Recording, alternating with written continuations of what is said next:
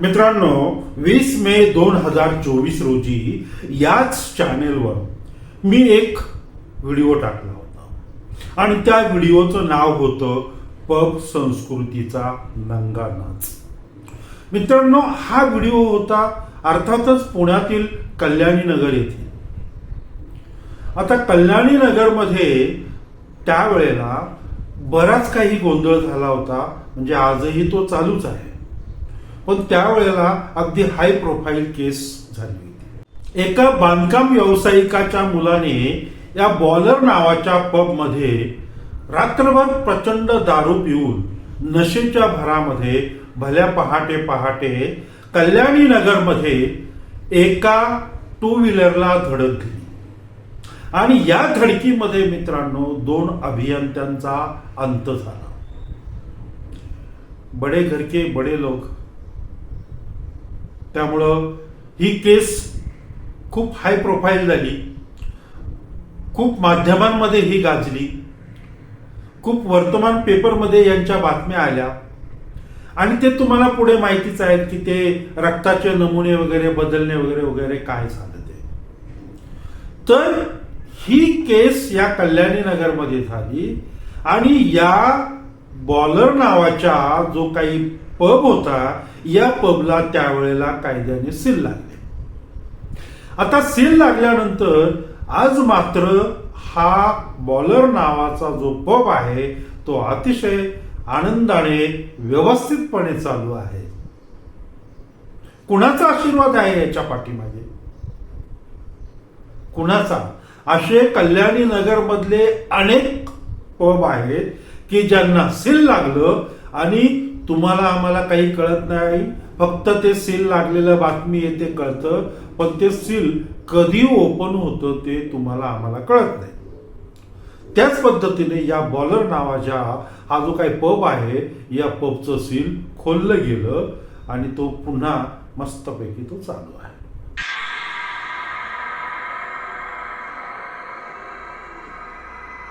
नमस्कार मित्र आणि मैत्रिणींनो, मी दिलीप थोरात आणि तुम्ही पाहतात माझे दिलीप थोरात ब्लॉग्स हे युट्यूब चॅनल. मित्रांनो, आज मरण म्हणजे काय रे भाऊ या सत्रामध्ये आपण जी सत्य घटना पाहणार आहोत या सत्य घटनेचं नाव आहे बजेट रूम. नाव थोडस वेगळं आहे पण त्याचं संदर्भ तुम्हाला पुढे लागेल. तर मित्रांनो, व्हिडिओ आवडला तर व्हिडिओला लाईक करा आणि हे जे काही चॅनल आहे दिलीप थोरात ब्लॉग्स या चॅनलला सबस्क्राईब मात्र करायला विसरू नका. तर आता आपण मूळ विषयाकडे येऊ आणि खऱ्या अर्थाने व्हिडिओला सुरुवात करू. मित्रांनो, तारीख होती गुरुवार दिनांक 10 एप्रिल. या 10 एप्रिलला कल्याणी नगर मधला एक पब बजेट रूम या पब मध्ये मध्यरात्री 10 तारखेला 10 एप्रिलला मध्यरात्री 2 जे काही गट होते तर त्या 2 गटांमध्ये तुंबळ हाणामारी झाली. आता ही हाणामारी कशामुळे झाली, त्याच्या पाठीमागचं कारण काय, कोण होते हे 2 गट, हे सगळं आपल्याला या व्हिडिओतून पाहायचं आहे. त्यामुळे मित्रांनो, व्हिडिओ शेवटपर्यंत नक्की पहा. येरवड्यातील एक माजी नगरसेवक आणि या नगरसेवकाचा मुलगा गुरुवारी 10 एप्रिलला या पब मध्ये त्याच्या मित्रांसह आला होता. आता पब मध्ये कशाला आला होता ते मला विचारू नका. तर तो या मित्रांसह या पब मध्ये आला होता. अर्थात आता पब म्हटल्यानंतर अनेक गिरायक असतात, अनेक लोक असतात आणि अशाच प्रकारे दुसरं एक टोळकं या पब मध्ये उभं होतं आणि हे काही दुसरे 4 जण होते. या 4 जणांचा एका मुलीला धक्का लागला आणि त्यामुळं हे जे काही माजी नगरसेवक होते त्यांचं जे काही मुलाचं जे टोळकं होतं त्या टोळक्याला ही गोष्ट सहन झाली नाही, कारण ते स्वतंत्र भारताचे नागरिक होते, त्यांना ते सहन झालं नाही. आता ह्या मंडळींचा त्या मुलीला धक्का लागला की पबमध्ये त्या गर्दीमध्ये त्या अंधुक्ष अंधारामध्ये आणि काय त्या नशामध्ये तो धक्का लागला, चुकून लागला की यांनी मारला, तो भाग वेगळा आहे. पण धक्का लागला हे झालं मूळ कारण हाणामारीचं. आणि हे ज्या वेळेला ह्या नगरसेवकाच्या मुलाने पाहिलं, त्यावेळेला ह्या नगरसेवकाच्या मुलाच्या त्या ज्या काही गटाने या 14 जणांना अगदी जोरदार चोप दिला, तोही पबमध्येच. आता ही जी काही पबमध्ये तुंबळ हाणामारी झाली, या हाणामारीनंतर दोन्ही गटातील मंडळींनी काय केलं की आपले जे काही मित्र होते, मैत्रिणी होत्या, नातेवाईक होते, यांना सर्वांना फोन केला आणि प्रत्येकाने आपापल्या कुवतीप्रमाणे आणि या पबच्या बाहेर मध्यरात्री मित्रांनो शेकडो लोक जमा झाले, शेकडो तरुण वर्ग जमा झाला या मंडळींना वाचवण्यासाठी. हा लोचा झाला म्हणून शेकडो लोक मध्यरात्री कल्याणी नगरमध्ये. आता हे जमा होण्याचं कारण पण तसंच आहे मित्रांनो, कारण हे जे काही पब मधले जे तरुण होते हे स्वतंत्र भारताचे स्वतंत्र नागरिक होते. हा देश काही काळानंतर त्यांच्या हातात आपण देणार आहोत. कारण माजी नगरसेवकाचा एक मुलगा होता त्याच्यामध्ये, म्हणजे माजी नगरसेवक ही देशाची सेवाच करत होते. तर ही जी काही पुढची पिढी आहे या बजेट रूम पब मध्ये येत असलेली, त्यांच्या हातात आपल्याला पुढे भारत देश द्यायचा आहे. त्यामुळं या भावी पिढीसाठी त्यांना वाचवण्यासाठी त्या रस्त्यावर पबच्या बाहेर शेकडो लोक जमा झाले. आणि हे समजलं पोलिसांना की आमच्या ठिकाणी शेकडो लोक जमा झालेले आहेत. आणि त्यामुळं पोलिसांनी ताबडतोब या बजेट रूम त्या पबच्या दिशेने धाव घेतली. आणि हे जे काही गोंधळ घालणारी ही जी काही मंडळी होती रस्त्यावरची, त्या मंडळींना पोलिसांनी ताबडतोब ताब्यात घेतले आणि प्रत्येकाच्या फिर्यादी पोलीस घेऊ लागले. पोलीस स्टेशनला यांना नेलं आणि प्रत्येकाच्या फिर्यादी तिथे घेऊ लागले, दोन्ही गटाच्या लोकांच्या. आता बिचारे पोलीस या फिर्यादी घेत होते आणि पोलीस स्टेशनच्या बाहेर प्रचंड गर्दी जमलेली होती. कारण पोलिसांनी काय केलं की जी लोक गोंधळ घालत होती त्यांनाच अटक केली होती, पण बाकीची जी लोक होती ती पोलीस स्टेशनच्या आवारात सगळे जमलेले होते. हो, स्वतंत्र भारताचे 22 नागरिक. पण ह्या फिर्यादी घेत असतानाच भल्या पहाटे एका बड्या नेत्याचा मुलगा हा पोलीस स्टेशनला धावत आला.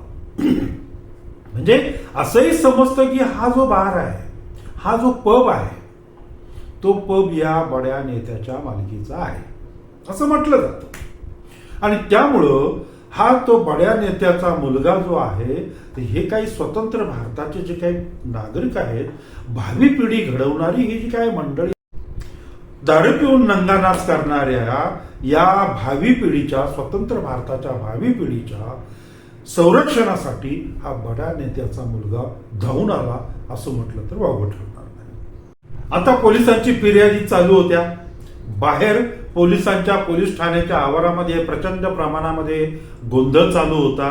कारण हा गोंधळ पोलिसांना ते आवरणं जरा कठीणच होतं, कारण त्यांचं आतमध्ये काम चालू होतं. मित्रांनो, पोलिसांना जे काम शक्य झालं नाही ते येरवाड्यातील एका भाईने हे काम सक्सेस करून दाखवलं. ताबडतोब फोनाफोनी चालूच होती. बाहेर जे काही मित्रमंडळी जे काही जमले होते, स्वतंत्र भारताचे जे काही सगळे नागरिक जमले होते, हे नागरिक प्रत्येकाला फोन करत होते, अरे या, कारण आपला भारत देश अतिशय धोक्यामध्ये आलेला आहे. आणि ही सगळी लोक जमा झाली. त्यात या भाईलाही फोन गेला आणि हा येरवडाचा भाई तिथे आला, घटनास्थळी आला आणि या भाईने दोन्ही गटामध्ये समजूत घालून सगळं प्रकरण तिथल्या तिथे मिटवलं, की जे पोलिसांना शक्य झालं नाही. पण ते प्रकरण मिटवलं आणि प्रत्येकजण आपापल्या घरी निघून गेले. जे बघा मंडळी, आपल्या भारतामध्ये अशी काही लोक आहेत, असे काही गुण आहेत, सुप्त गुण आहेत की जे अनेक ठिकाणी दडलेले आहेत. पण ते आपल्याला लक्षात येत नाही. ते ऍक्च्युली आपल्या लक्षात आलं पाहिजे. जे पोलीस स्टेशन शासन जे काही काम करू शकत नाही ते एक भाई येऊन तिथे करतो, सगळे तणाव शेकडो लोकांना शांत करतो. हे असे सुप्त गुण आपल्याला खरंच माहीत नाहीये. म्हणजे कदाचित राजकीय नेत्यांना माहीत असते, पण आपल्या सर्वसामान्य लोकांना माहीत नाही, एवढं मात्र खरं. असा हा आपला राकट देश, दगडांचा देश आज ही भावी पिढी घडवत आहे. आणि मंडळी, हा जो काही प्रकार झाला, या प्रकारानंतर अनेक प्रकारचे म्हणजे काय म्हणतात ना त्याला, की प्रश्न निर्माण होतात. आणि हे प्रश्न असे की अनेक ठिकाणी अनेक वेळेला काय होतं की फिर्याद दाखल करण्यासाठी जर कोणी नसेल तर पोलीस स्वतः फिर्याद दाखल करतात आणि गुन्हा नोंदवतात. पण या ठिकाणी मात्र पोलिसांनी तसं केलेलं दिसत नाही. पोलिसांनी खरं तर या पबच्या विरोधात कारवाई करण्याचं टाळाटाळ केली असं म्हणायला हरकत नाही. जे काही प्रोसिजर चालू होती ती अतिशय संथ गतीने चालू होती. मग मंडळी, याच्यावर प्रश्न निर्माण होतोय का की पोलिसांवर कुणाचा दबाव होता? पहाटे जी व्यक्ती या पोलिसांपर्यंत धावत आली होती त्या मंडळींचा कोणाचा दबाव होता का? की काही अर्थकारण याच्यामध्ये घोळ घालत होतं? मग एवढा उशीर का लागला या सगळ्या गोष्टीला? असे अनेक प्रश्न स्वतंत्र भारतामध्ये निर्माण होतात. असो, कारण भारत हा बऱ्यापैकी मोठा देश आहे आणि त्यामुळं सगळ्या गोष्टींचा एवढ्या गांभीर्याने विचार करणं जरा ठीक होणार नाही. असो, तर पुढे बघूया आपण काय झालं. आता या कल्याणी नगर मधल्या हे जे काही पबची जी संस्कृती आहे, तिथे जो काही गर्दी आहे या पबची, आणि या पबमुळे तिथे जी काही येणारी लोक आहेत, भरधाव गाड्या चालवणे, जोरदार हॉर्न वाजवणे, रस्त्यावर आरडाओरड करणं, हाणामाऱ्या करणं, इतर जो काही गोंधळ घालायचा तो गोंधळ या परिसरामध्ये रात्रीच्या वेळेला अक्षरशः आरडाओरड हे ते चालू असतं. आणि याचा त्रास कुणाला होतो मित्रांनो? तर या कल्याणी नगरमध्ये जे काही आजूबाजूला लोक राहतात, सर्वसामान्य जी काही लोक राहतात तुमच्या आमच्यासारखी, या मंडळींना रात्री हा भयानक त्रास होतो. हे सत्य नाकारून चालणार नाही. त्यामुळे ही मंडळी बाहेर आली, रस्त्यावर आली, आणि ही मंडळी आता एकजूट करून हे बार कुणाचे आहेत, हे पब कुणाचे आहेत, त्यांचे मालक कोण, या सगळ्यासाठी किंवा हे सगळा गोंधळ थांबवण्यासाठी एकतर तुम्ही हे पब उचला, कुठेतरी कोपऱ्यात नेऊन टाका, किंवा आम्हाला उचला आणि कुठेतरी कोपऱ्यात नेऊन टाका, या मागणीसाठी ही मंडळी महाराष्ट्राचे मुख्यमंत्री देवेंद्र फडणवीस साहेब यांना भेटणार आहेत, त्यांच्याकडे या प्रकारची मागणी करणार आहेत. पण मित्रांनो, एक सत्य नाकारता येत नाही, कारण की या पबची जी काही पाळंमुळं आहेत ती नारळाच्या झाडासारखी इतकी खोल गेलेली आहेत की या खोल गेलेल्या पबची जी मुळं आहेत त्या मुळांच्या पुढं देवेंद्रराव फडणवीस यांचं काही चालेल का, ह्याच्याबद्दल शंका निर्माण होते. मित्रांनो, नंतर मात्र येरवाडा पोलीस स्टेशनचे वरिष्ठ निरीक्षक रवींद्र शेळके यांनी एक नोटीस काढली आणि यामध्ये हाणामारी करणे, विनयभंग करणे इत्यादी इत्यादी जे काही गोष्टी आहेत त्यांच्यावर गुन्हे दाखल झालेले आहेत. आणि गुन्हे दाखल झाल्यानंतर हा जो पब आहे त्या पबला सील करण्यात आलेला आहे असं त्यांनी पत्रकात म्हटलं आहे.